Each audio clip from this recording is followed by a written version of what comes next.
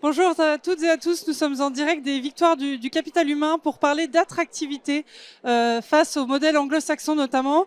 Christelle Paulus de CIC Épargne Salariale est en ce moment en pleine table ronde pour évoquer ces sujets. Et vous êtes avec nous, Rémi Blaiseau du groupe Crédit Mutuel Alliance Fédérale pour donner des éclairages sur ces Bonjour. enjeux. Est-ce que vous pouvez d'abord présenter les activités du groupe ? Alors, je vais surtout présenter la mienne d'activité. Effectivement, je travaille pour le groupe Crédit Mutuel Alliance Fédérale et j'ai la responsabilité de l'activité de l'actionnariat salarié, aussi bien au sein du CIC que du Crédit Mutuel et de la BECM, voilà, qui sont les trois grandes entités du groupe Crédit Mutuel Alliance Fédérale. Et voilà, le sujet, je le disais en introduction, c'est système de rémunération français contre système de rémunération anglo-saxon. Est-ce qu'on peut revenir sur les spécificités du modèle français et ses avantages de fait ? Oui, tout à fait. La singularité du modèle français, c'est que nous avons la chance d'avoir le dispositif de l'épargne salariale, donc qui permet aux salariés d'avoir une rémunération complémentaire qui bénéficie d'une fiscalité avantageuse, en tout cas pour l'instant. Espérons que les députés ne détricotent pas tout ça. Et donc, c'est ça qui va nous distinguer en particulier des mécanismes anglo-saxons. Et on retrouvera quand même des similitudes aussi par rapport aux anglo-saxons en particulier, mais on en reparlera sur l'indexation sur le capital. Et il y a sûrement un enjeu d'attractivité, je le disais en introduction. Comment s'assurer que les packages de rémunération français soient plus attractifs et plus lisibles face à la concurrence ? Face à la concurrence, oui. Un point important, je pense, à avoir à l'esprit par rapport aux anglo-saxons notamment, c'est que les anglo-saxons dans leur package de rémunération ont de l'intéressement au capital. Et ça fait vraiment partie intégrante de leur rémunération. C'est très connu, très courant et appliqué sur l'ensemble des grands groupes cotés. C'est pas forcément connu du grand public sur des structures non cotées et plus petites. Pour autant, l'actionnariat salarié est possible sur le non coté et notamment dans le cadre de l'épargne salariale. C'est ce que nous faisons au sein du groupe Crédit Mutuel Alliance Fédérale, au sein du CIC Épargne Salariale, du Crédit Mutuel Épargne Salariale. Nous mettons en place des dispositifs d'actionnariat salarié dans le cadre de l'épargne salariale. Et il y a notamment les dispositifs de FCPE. Est-ce que vous voulez revenir un peu en Exactement. détail sur ce type En de fait, on mesures ? vient loger dans le cadre de l'épargne salariale, dans votre plan d'épargne, on vient créer un FCPE qui va donc permettre aux salariés d'investir leurs primes d'intéressement, de participation, etc.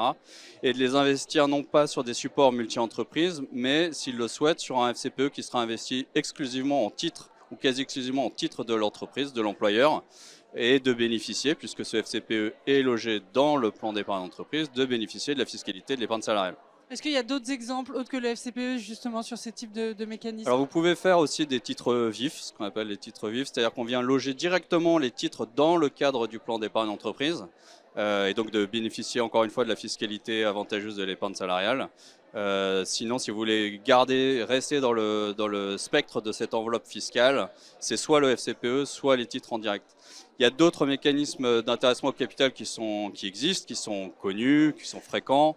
Tous les dispositifs de LTI, Long Term Incentive, que sont les attributions gratuites d'actions, que sont les stock options, les mécanismes de co-investissement, c'est-à-dire tu m'achètes une action, je t'en donne 3.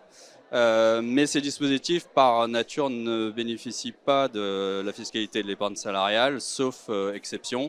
Donc voilà, la singularité de l'épargne salariale et de l'actionnariat salarié, c'est de créer des FCPE qu'on vient loger dans le PE ou dans le PEG.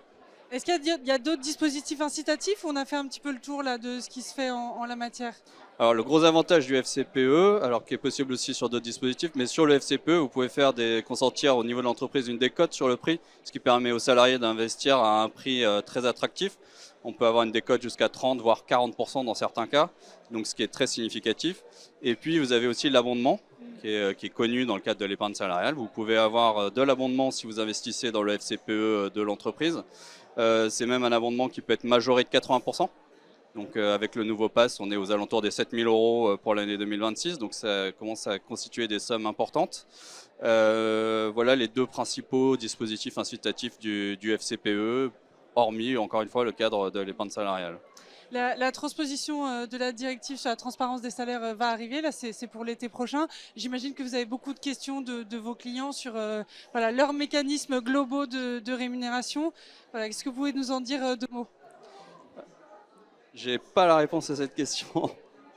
Il y a un enjeu de rémunération globale. Il y a un enjeu de rémunération. On a des équipes chez nous qui travaillent sur le sujet de la transparence, pardon, de la directive sur la transparence, je voulais dire. Est-ce que la rémunération complémentaire que constitue l'épargne salariale rentrera dans le cadre de la directive? J'ai pas à cette heure la réponse à la question. Ça va s'accélérer dans les prochains mois de toute façon voilà, pour les entreprises, pour qu'elles se mettent en ordre de marche. De toute façon, nos entreprises sont sollicitées sur le sujet et on devra apporter la réponse. J'avais peut-être un autre point aussi que j'ai pas évoqué sur le FCPE, c'est que ce n'est pas réservé aux grandes entreprises. Souvent, l'actionnaire salarié, les entreprises pensent que c'est quelque chose qui est réservé aux grandes entreprises, cotées, etc. Ça fonctionne très bien sur le non-coté.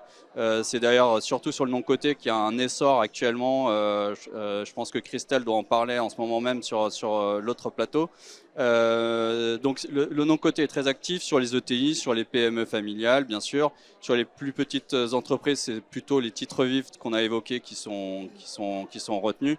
Et ça s'exporte très bien. Le FCPE est reconnu dans la quasi-totalité des pays européens et il est reconnu dans beaucoup de pays à l'étranger. Donc on peut très bien faire investir des salariés situés à l'étranger au capital de l'entreprise française ou faire investir des salariés français au capital d'une société à l'étranger. Voilà, c'est des choses qui fonctionnent très bien, côté, non côté. Ça fonctionne parfaitement. Merci beaucoup en tout cas. Merci à vous pour votre invitation. Merci. Merci, au revoir.